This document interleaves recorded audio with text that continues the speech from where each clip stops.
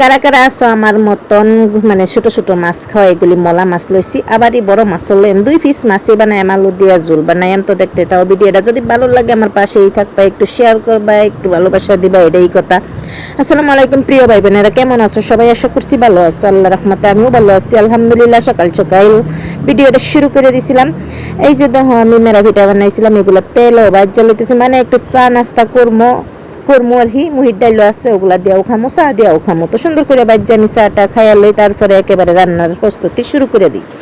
তো এখানে দেখো আমি আলু, পেঁয়াজ, কাঁচামরিচ, টমাটো একদম মিহি মিহি করে ফল্লা লুচি লইয়া হেরিয়া কাঁচামরিচ দিয়ে দিছি, দিয়ে সুন্দর করে এখন মাখাইলাম। এই মলা মাছগুলি আমি বানাইম, আমরা এবারে মলা মাছ কই। তো হলুদের গুঁড়া দিয়ে দিছি, মরিচের গুঁড়া দিয়ে দিলাম, অল্প ধনিয়া গুঁড়া দিয়ে দিলাম স্বাদ মতো নিমক, অল্প সরিষার তেল। এই যে অহনা এলো প্রসেস, সুন্দর করে মাখাইবা। এইগুলি মাছ এইভাবে আগে সবজিগুলি মানে আলু দিয়ে ঠিক কষলে এলো বাঘ, মাছ দিয়ে কষলে না তাহলে তো একদম সর্বনাশ হয়ে যাব। আলু পেঁয়াজ এগুলি সুন্দর করে কষলে একদম লইয়া হেরা মাছগুলি দিয়া দিবা, দিয়া হেরা আলতু হাতে মানে একদম একটু মাখাই লবা। বেশি জোরে মাখাইলে হাতে তো কাটা বিনবো কিন্তু মাছের সর্বনাশ হয়ে যাইব। তো সুন্দর করে মাখাইয়া হাইরা হাতটা দিয়ে একটু পানি দিয়া দেম, বেশি পানি দিব না। তো মাহানি ওই হচ্ছে সুন্দর করে আমি দিয়া দিতেছি, স্টাইল মিস্টাইল করে মাছের সুন্দর করে বিছিয়ে লুছি মানে কড়াইয়ের মধ্যে। তারপরে আমি সুন্দর করে যে দেখো মাখো পানি দিয়া দিছি, দিয়ে হানা ডাইকা একদম মিডিয়াম টু লোর মধ্যে গ্যাস আর হি বহাই দিলাম, বুঝছো? তো ওই যে দেখো একটু ডাকনা ডাঙ্গাই দেখাই দিলাম তোমার কত সুন্দর হইতেছে মাছটা। আর একটু রান্নাও বকছি, তো এটা চরচরি বানাই, কারণ মলা মাছ চরচরি মজা লাগে, তাই না?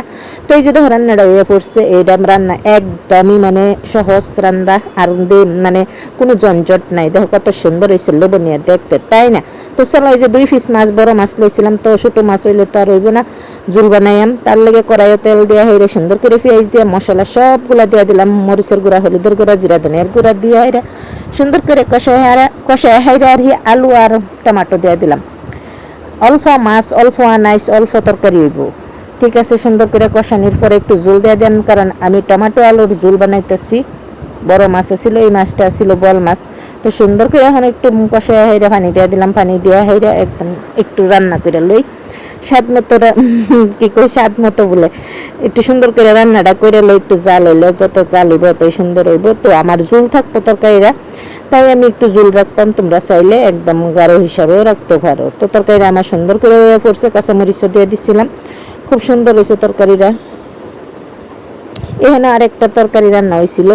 তো এই যে দেখো সুন্দর করে এই যে আমার মাছের তরকারিটা এই ফুটছে। না যদি ধনিয়া পাতা থাকতো তো আরো বেশি মজা হইতো, কিন্তু ধনিয়া পাতা আমার কাছে নাই, আইতাছে সিজন, না ধনিয়া পাতার অভাব হইতো না মানুষের। তো কিরকম লাগলো ভিডিওটা? যদি ভালো লাগছে আমার পাশে থাকবা, সঙ্গে থাকবো। আজকের জন্য আল্লাহ হাফেজ, সুস্থ থাকো, ভালো থাকো।